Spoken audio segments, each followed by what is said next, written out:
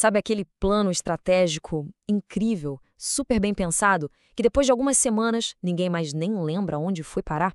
Pois é, isso acontece muito. Hoje, a gente vai ver exatamente como virar esse jogo, como tirar a estratégia da gaveta e transformar ela num verdadeiro motor para o dia a dia da empresa.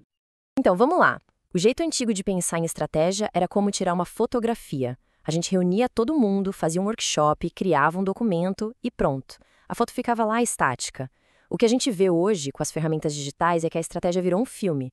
Ela é dinâmica, colaborativa e, o mais importante, integrada no dia a dia. Ok, e como vai ser o nosso papo de hoje? Primeiro, a gente vai entender essa evolução digital.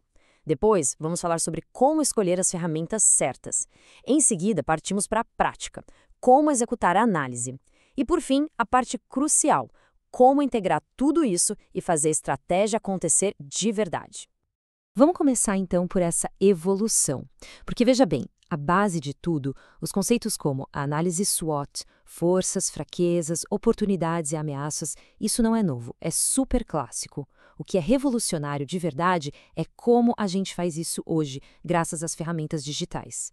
Certo? Então, se o como mudou, a gente precisa falar sobre as ferramentas.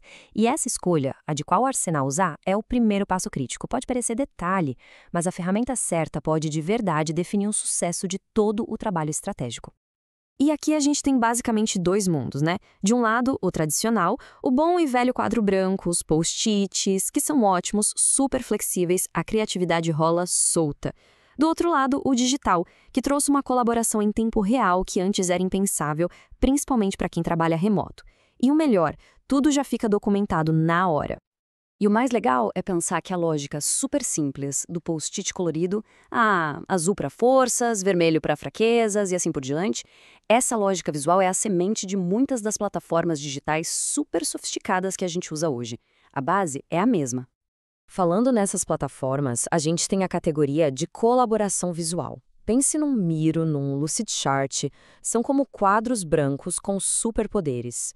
Uma tela infinita onde times, mesmo à distância, podem colaborar como se estivessem lado a lado.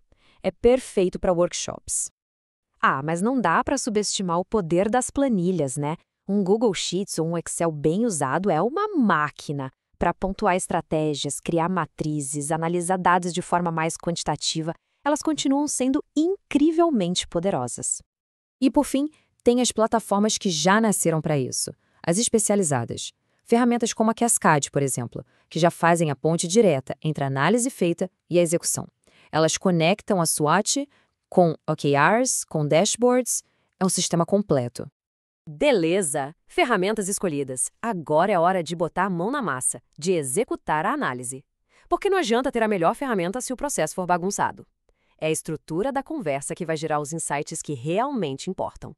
E tudo começa com uma pergunta que parece simples, mas é fundamental. Quem precisa estar nessa conversa? Sério, as pessoas certas na sala são o verdadeiro ingrediente secreto de uma boa estratégia. E essa equipe ideal, o Dream Team da estratégia, precisa de um mix bem pensado. Precisa de um patrocinador executivo para dar peso e poder de decisão. Precisa dos especialistas de casa, que conhecem a operação como ninguém. Mas também precisa de uma visão de fora, do mercado e de quem está na linha de frente, para garantir que o plano seja pé no chão. É essa mistura que cria uma estratégia ousada, mas que dá para executar. E qual o tamanho desse grupo? Existe um número mágico? Geralmente é algo entre 6 e 10 pessoas. É o ponto de equilíbrio, sabe? Tem gente suficiente para ter diversidade de ideias, mas não tanta gente a ponto de virar uma bagunça e ninguém conseguir decidir nada. Uma dica de ouro é ter uma agenda bem amarrada.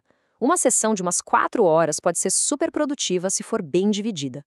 Começa alinhando todo mundo, depois mergulha na análise interna, depois na externa, constrói a matriz e, o mais importante, termina com os próximos passos e com os donos de cada tarefa bem definidos.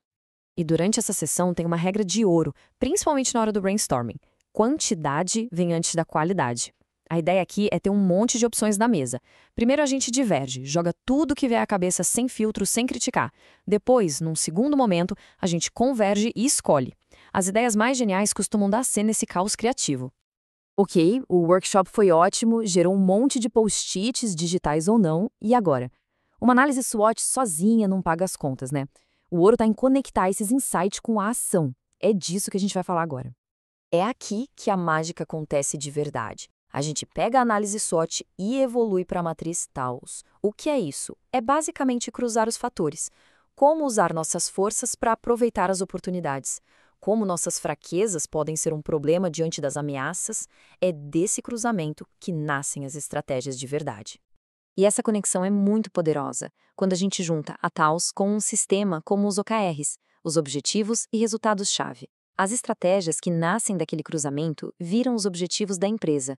Por exemplo, uma estratégia de usar uma força para pegar uma oportunidade vira um objetivo de crescimento.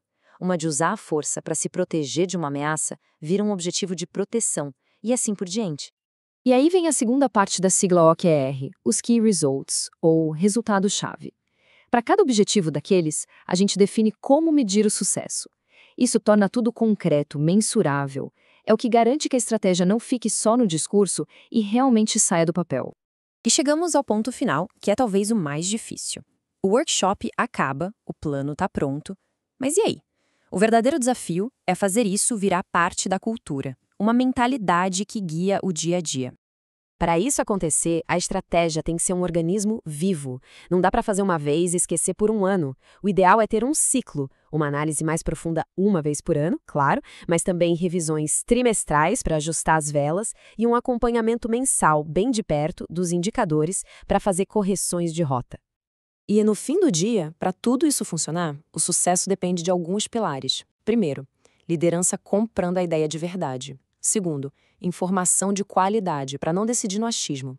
Terceiro, uma cultura que topa colaborar e se autocriticar. E quarto, comunicação clara e constante com todo mundo. Sem essas 4 coisas, pode ter o plano mais genial do mundo, que ele não vai parar de pé. Então, fica a reflexão. A estratégia da sua organização é um documento que fica arquivado, juntando poeira, ou é um sistema vivo que pulsa e guia as decisões do dia a dia?